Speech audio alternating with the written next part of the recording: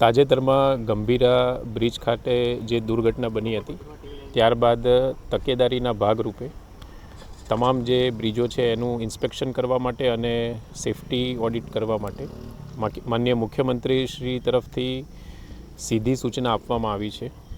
તે અન્વયે બનાસકાંઠા જિલ્લામાં આરએનબી સ્ટેટ વિભાગના અંદાજિત 47, પંચાયત વિભાગના 28, રેલવેના 24 મળી અને સમગ્ર જિલ્લામાં કુલ 149 જેટલા બ્રિજ માઇનોર અને મેજર બ્રિજ આવેલા છે। આ તમામ બ્રિજમાં તાત્કાલિક ધોરણે ટીમની રચના કરી સેફટી ઓડિટ માટેની પ્રક્રિયા ચાલુ કરવામાં આવી છે।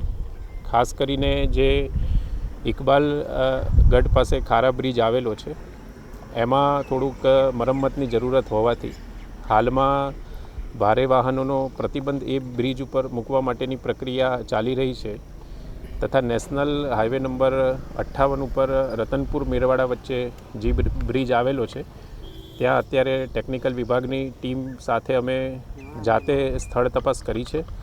હાલમાં આ બ્રિજ ક્રિટિકલ કન્ડિશનમાં નથી એવું પ્રાથમિક દ્રષ્ટિએ જણાઈ આવે છે। આમ છતાં ડિઝાઇન સર્કલની ટીમ દ્વારા વિશેષ ટેકનિકલ ઓડિટ કર્યા બાદ આ વિશે આગળની કાર્યવાહી કરવામાં આવશે અને તમામ જે 149 બ્રિજ છે તેનો સેફટી ઓડિટનો રિપોર્ટ સત્વરે સેફટી ઓડિટ થઈ રિપોર્ટ સત્વરે સબમિટ થાય તે માટેના તમામ પ્રયત્નો કરવામાં આવી રહ્યા છે। આ બ્રિજના નિર્માણની જાહેરાત પણ થઈ ચૂકી છે કે સરકાર દ્વારા જે જાહેરાત કરી દેવામાં આવી છે હવે ક્યારથી શરૂ થશે કામ અને ભાદરવી પૂનમ પણ આવી રહી છે મહામેળો આવી રહ્યો છે કયા પ્રકાર જૂનો બ્રિજ જે 1964માં બન્યો હતો આથી નવો બ્રિજ મંજૂર કરી દેવામાં આવ્યો છે અને એની ટેન્ડર પ્રક્રિયા પણ પૂર્ણ કરી દેવામાં આવી છે।